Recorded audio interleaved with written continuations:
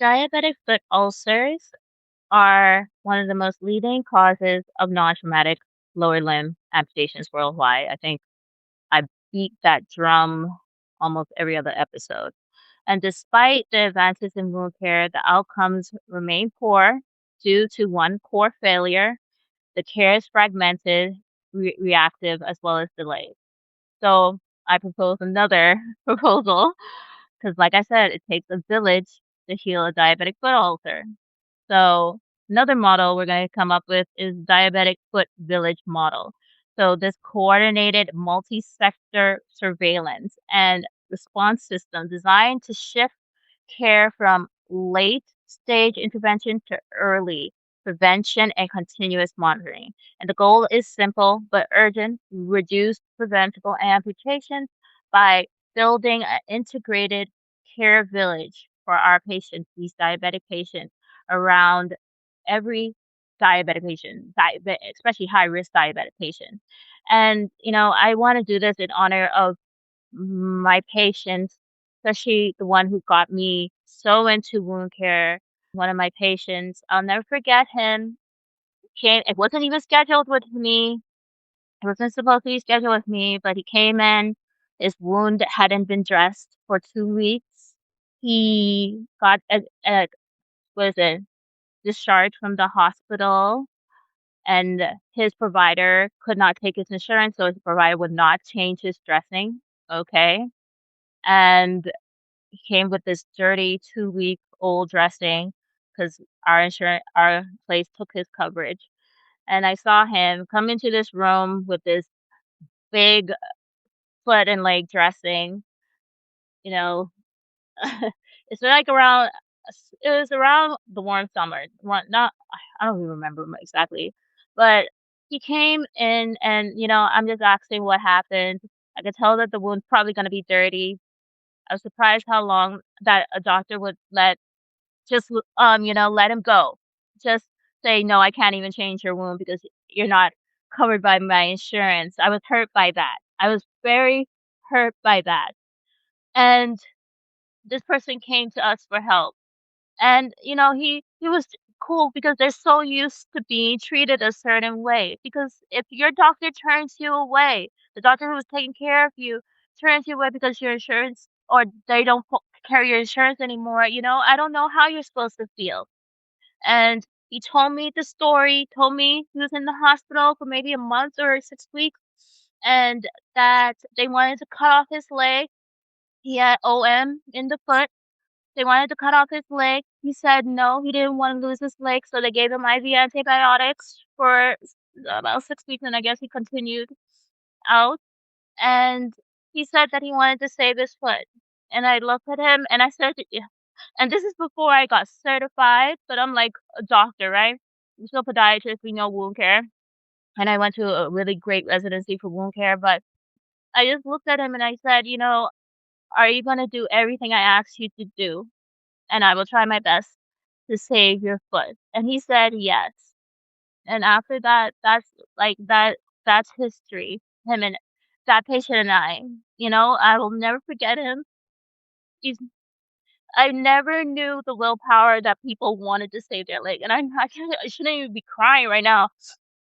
But my patient, on unemployment, what didn't have a car, didn't have much money, and did not miss one appointment.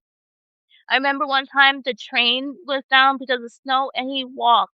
He walked. And he would contact me because I told everybody I give my patients my personal cell phone number, and I know a lot of doctors don't like that, but I do. And he's like, "I'm still on my way," and my patient's walking in the snow with his cam boot to make sure he comes to his appointment. And that's how I knew how much people wanted to keep their limbs. That you would think some people are just stubborn, but no, they really wanna keep their limbs. And this is everything started with him. And another thing, cardiovascular plays a huge role with diabetics, so everything is because of him and another patient, But he's taught me that patients wanna save their limbs, they will do anything to make sure they will be compliant. I don't believe there's no such thing as non-compliance if they really wanna save their leg. He came even if it was 3 times a week, you titrate down once the wound keeps on getting smaller and smaller, but, when there's, like, an abscess or infection, you might have to see them every day. Came every day, then 3 times a week, then, twice a week, then once a week, 'cause, it's, like, so small, it's, like, point 0.3 by point 0.3, And no tunneling, no underbinding, no probing to bone, nothing, And seeing that patient go to family events, happy, dancing, all that jazz. But it started with him, and I just miss my patient. But let's start. So he's the one. So I thank you. I can't say patient's name, but you're the one who started this whole journey because. And then the thing is, we closed it. We closed it and made it. It was beautiful that we were able to do that. Not with anything advanced because you know why? Because we didn't have the money for it. There wasn't much insurance coverage. We had to pay for things and dress things out of pocket. Like if we needed like silver alginate, whatever, pay out of pocket. So we didn't have anything advanced. We didn't have anything advanced. We didn't have no collagen. We had nothing advanced, but we were able to close this osteomyelitic wound and yeah, God's grace. Okay, so my proposed outline, a national diabetic foot village model, a coordinated multi-sector surveillance and response system designed to shift care from late intervention to early prevention and continuous monitoring. Okay? So, current diabetic foot care systems suffer from late presentation of ulcers, lack of standardized early detection pathways, fragmented communication between providers, minimal integration of community level observers, over over reliance on hospital-based crisis care and inconsistent follow-ups and offloading adherence. So as a result, patients are often treated when the tissue is already gone and occurred and when the risk when the risk first emerges, okay? So it takes a village to heal a diabetic foot ulcer. So we're going to have a diabetic foot village model. So healing a diabetic foot ulcer requires coordinated input from multiple stakeholders acting as a single prevention ecosystem. We're a prevention ecosystem, okay? And the proposed model defines this ecosystem as a structured village consisting of one clinical core team. Our clinical core team is primary care physicians, podiatrists, limb salvage specialists, vascular surgeons. Vascular surgeons, y'all know I'm for y'all. I'm I want to work hand in hand with a vascular surgeon, infectious disease specialists, wound care nurses, and it's Nurse Appreciation Week. We love you, wound care nurses. I've learned so much from them. Then now, next, mechanical and functional support. So our orthotists, our shoe fitters, our footwear specialists, our rehabilitation therapists. Then our surveillance and technology layer, our remote monitoring like temperature-based detection platforms, risk stratification registries, as well as automated alert systems. And then our community early detection layer is consisted of nail technicians, pedicurists, caregivers, family members, pharmacists, and community health workers. So, and forgive me because I was like a little little crying, a little tearing up. So, our diabetic foot village framework. So, this national risk registry. Because remember, I talked about that a little bit with the TB, and we can learn from the TB model, right? So, all patients with diabetes are categorized in low risk, moderate risk, and high risk. And the registry includes their neuropathy status, their vascular risk, their ulcer history, and their prior amputation. Now, mandatory early detection training program. So, we need a non medical community touch points receive like certifications, okay? So this includes nail tech, pedicurists, shoe store staff, home health care workers, pharmacists, and the training will cover visual identification of foot risk, ulcer warning signs like red flags, referral pathways, and documentation standards. And we need also an early foot risk referral obligation. So instead of diagnosing or treating, trained community providers are required to refer suspected high risk findings to their standardized medical pathway.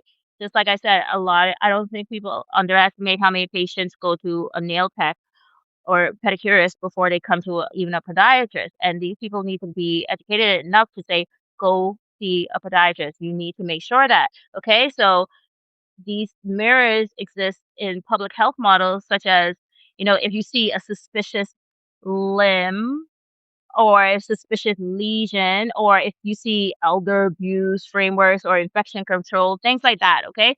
It's like, see something, say something, right? So, so see something, say something, right? So rapid response clinical pathway. So once referred or flagged, triage within a defined window. Okay, like I don't want to hear that my patient got its first follow up in 2 months. No. Okay, they need a vascular assessment always. Okay, infection evaluation, offloading intervention, and wound prevention strategy initiated. Now, our surveillance based prevention program.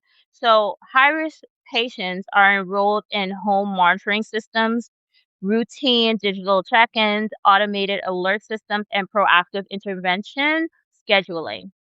And then the integrated care coordination platform, a shared communication across primary care, specialty care, community providers, and surveillance tools.